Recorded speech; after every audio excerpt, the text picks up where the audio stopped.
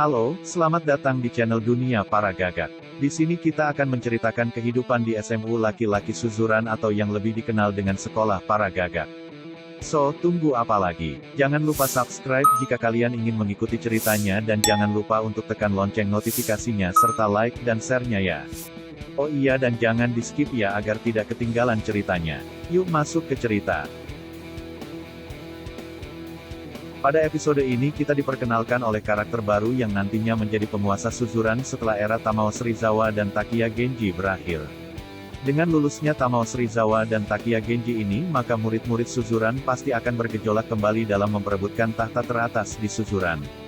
Sebelumnya yang bakal digadang-gadang menjadi penguasa Suzuran adalah trio Ebizuka. Memang benar trio Ebizuka setelah Serizawa dan Genji lulus menjadi kekuatan baru di Suzuran. Tetapi bukan trio Ebizuka lah yang pada akhirnya menguasai Suzuran. Perlu diingat ya, di Suzuran belum pernah ada yang benar-benar menguasai sekolah tersebut. Lalu kok bisa bukan trio Ebizuka? Terus siapa dong? Nah pada chapter 1 di Manga Cross ini kita akan diperkenalkan karakter baru yang nantinya akan menjadi penguasa baru atau era baru di Suzuran. Yap, namanya adalah Bouya Harumichi. Bagaimana kisahnya? Kita langsung masuk ke ceritanya.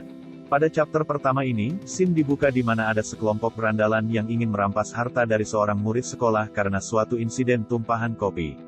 Seseorang tersebut bernama Yasuda dan berandalan itu dipimpin oleh Akutsu. Yasuda diceritakan menumpahkan kopi ke baju Akutsu sehingga membuat Akutsu marah dan mengejar Yasuda untuk meminta ganti rugi. Scene tersebut diperlihatkan di dalam kereta. Tak lama setelah saling tegang, Yasuda mendapat kesempatan untuk berlari menjauh dari gerombolan Akutsu itu.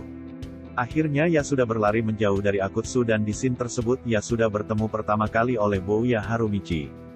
Bouya Harumichi saat itu sedang duduk dalam perjalanan juga di kereta itu. Saat itu mereka belum mengenal satu sama lain. Akhirnya Yasuda meminta bantuan pertolongan ke Bouya Harumichi dan saat itu juga Bouya Harumichi menyetujuinya karena tahu posisi Yasuda sedang dalam keadaan tidak baik. Bouya lantas mengatakan hal ini kepada Akutsu dan gerombolannya. Hei, hentikan sekarang juga atau hal buruk akan terjadi jika kalian sentuh anak itu. Mendengar hal itu Akutsu dan gerombolannya tentu marah. Di sini Akutsu dan gerombolannya juga belum mengenal siapa itu Bouya Harumichi. Akutsu dan gerombolannya lantas membalas perkataan Bouya Harumichi. Siapa kau ini, bicara omong kosong dan sok keren. Kau ini tidak ada apa-apanya hei pirang, pirang di sini adalah Bouya Harumichi ya teman-teman, karena memang warna rambut Bouya Harumichi ini pirang. Lantas Bouya pun berdiri dari duduknya. Dan scene lucu pun terjadi. Di sini Bouya yang ingin berdiri malah membentur besi penyangga barang bawaan di kereta pada bagian kepala. Sehingga hal ini membuat Bouya mengeluh kesakitan dan jongkok kembali. Saat jongkok ini lalu Bouya ditendang oleh Akutsu dan tepar. Setelah menendang Bouya hingga tersungkur, Akutsu kembali menagih uang kepada Yasuda.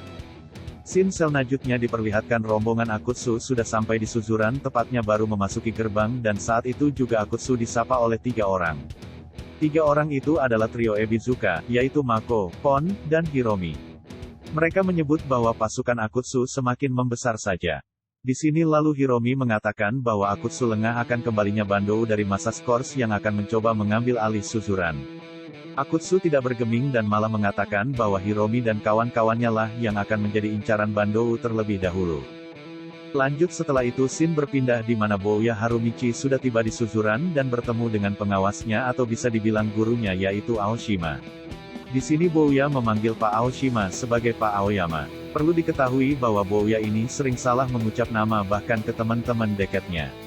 Bahkan Yasuda saja dipanggil Yasui berkali-kali sampai Yasuda marah dan membenarkan kalau namanya adalah Yasuda. Oke lanjut, setelah bertemu dengan Pak Aoshima, Bouya lalu diantar untuk menuju ke kelas. Saat di perjalanan menuju ke kelas, Bouya berpapasan dengan Yasuda yang sudah babak belur dan hanya memakai celana pendek saja datang ke sekolah. Ternyata itu adalah ulah Akutsu tadi yang sudah menghajar Yasuda karena tidak mau memberikan uang ganti rugi.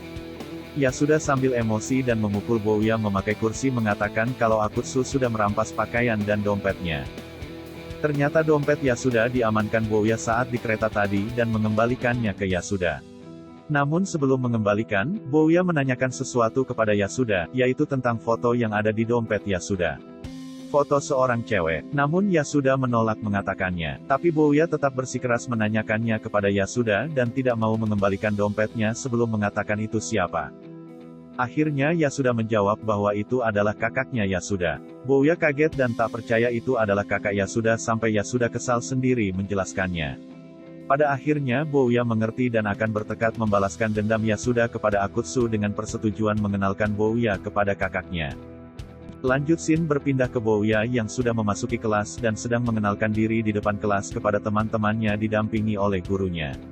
Saat perkenalan di kelas ada yang nyeletuk.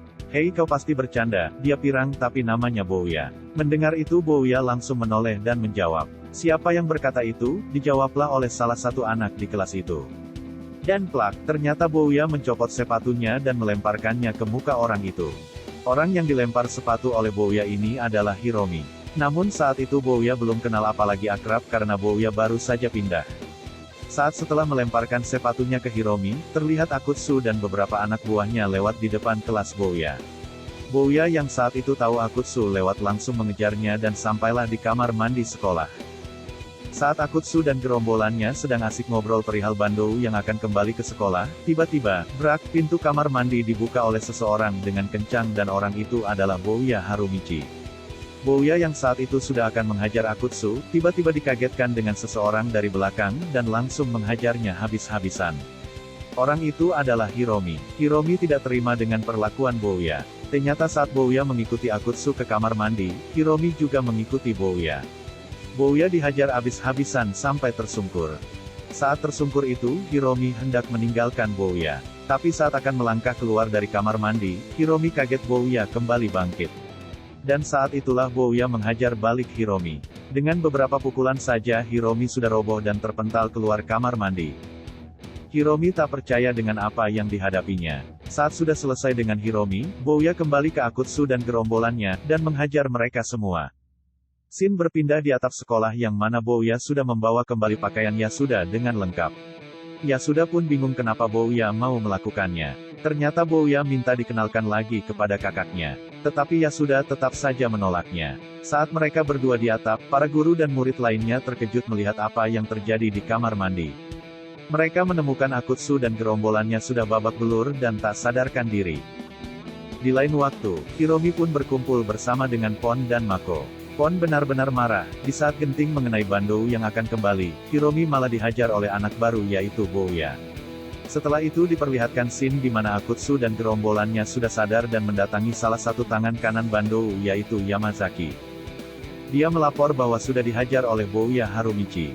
Yamazaki mengatakan bahwa untuk segera mengurus hal tersebut dan menghajar kembali Bouya sebelum Bandou kembali ke suzuran karena saat ini Bandou sedang masa skorsing. Scene pada chapter ini ditutup dengan Bouya yang ingin Yasuda menjadi anak buah pertamanya. Ini konyol sih karena sangat tiba-tiba banget dan Yasuda jelas tidak mau awalnya. Sebelumnya Yasuda sudah mengatakan kepada Bouya bahwa ini sekolah yang berbeda.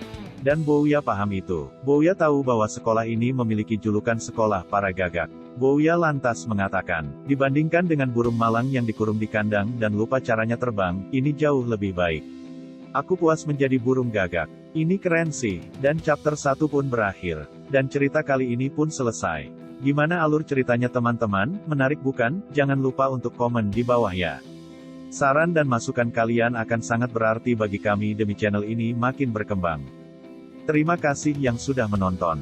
Nantikan cerita selanjutnya. Tekan lonceng notif agar tidak ketinggalan ceritanya. Bye-bye, sehat-sehat semua.